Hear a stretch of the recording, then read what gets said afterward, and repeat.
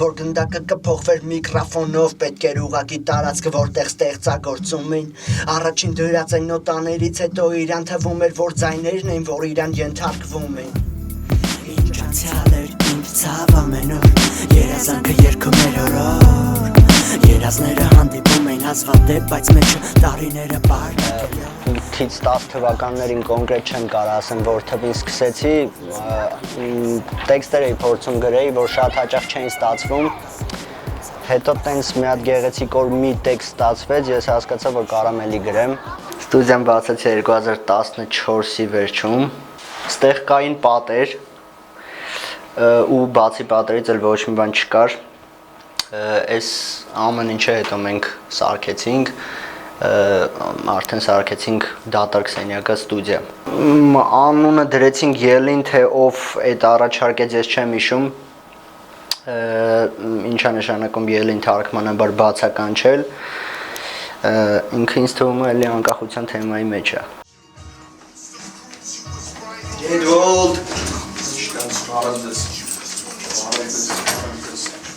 Հիմա ստուդիայում կան մի քանի արտիստներ, լեյբլում կան մի քանի արտիստներ, Էդվոլդը, Մուխը, Հրաչը։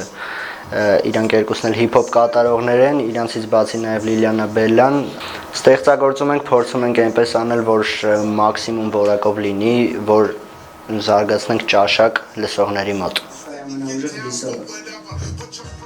Բժշկականում եմ սովորում, ապագա ստոմատոլոգիան։ Խանգարում է այնքանով, որ դու փորձում ես քո մեջ երկու գիծ առաջ տանել՝ գիտական ու արվեստի, այդքանով է իրար խանգարում, բայց եթե հարցին մի քիչ թեթև նայենք, այդ ընդհանուր զարգացվածությունն է, ասենք թե կոնկրետ բժշկությունը, երաժշտությունն էլ ուղղակի տենց հոգուտ հանգստություն է տալի էլի։ 90-ականների ծնված մարդիկ, այսինքն մեր սերունդը համեմատած ավագ սերնդի հետ ավելի տարածական մտածելակերպ ունի, ավելի մասշտաբային պլաններ է կառում կազմի իր կյանքի համար։ Այն, որ այս սերունդը ավելի առաջադեմական նախորդ սերունդը, իմ կարծիքով այդ ավելի ճիշտ է, հենց մեկը իմ օրինակի վրա, որովհետև ես անում եմ այն, որ նույն ցանկություններով մարդը, չգիտեմ, 50 տարի առաջ չէր անի։ 90-ականների սերունդը մի քիչ ավելի մի կողմա դրել կրթվելու ձգտում է ինձ թվում է։ Դա վատ է իհարկե, բայց ինչ-ինչ առումներով էլ միգուցե ավելի օգնում է այդ ազատ լինելուն։ Մեծ մասամբ ինքս իմ, չգիտեմ, ներսից դուրս եկած ինչ-որ մտքեր եմ արտահայտում, լսողներից էլ ում հետ որ համընկնում է այդ մտքերը, իրանց հավանությունը տալիս են ու տենց իմ ու ընդհանրապես կատարողի աուդիտորիան մեծանում է։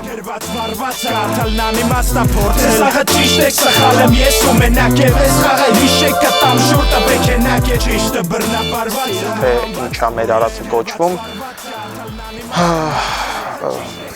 չգիտեմ, երաժշտությամբ ենք զբաղվում, երաժշտություն ենք անում, մարդկանց ինչ-որ փորձում ենք ավելի որակով երաժշտություն լսացնել, որովհետև հիմա ասենք թե բռակը երաժշտությունից զատ ցանկացած ոլորտում տարածված է։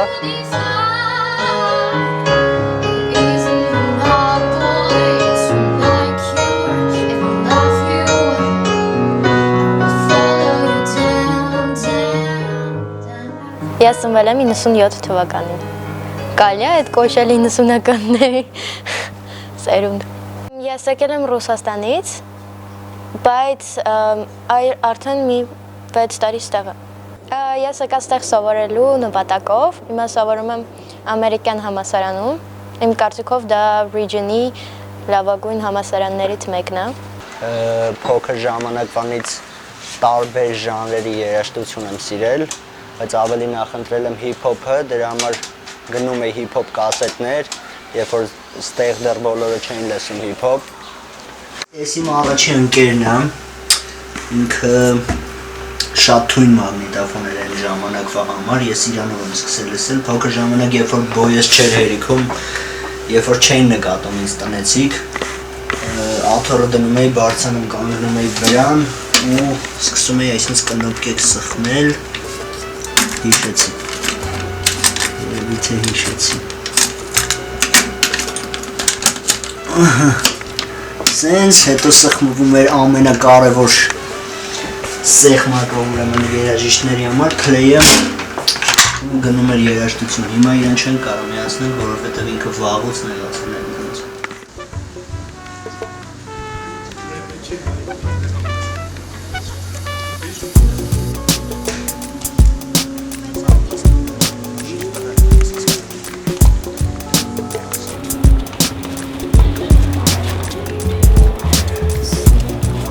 It's amazing. Մենք ոնց որ լինենք մի հատ ընտանիք, միասին ենք միշտ, մեծ որոշումները միշտ միասին ենք կայացնում։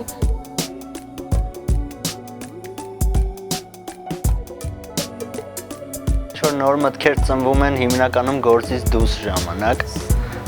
շփվում ենք, ճանաչում ենք իրար, ամենակարևորը ավելի լավ, ու բացի դրանից շատ լավ ժամանակ ենք անցկացնում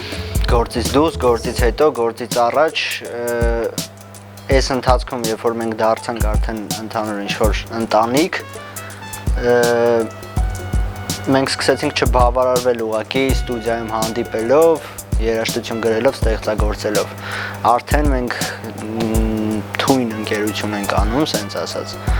ու այդ անում ենք հիմնականում ստուդիայից դուրս։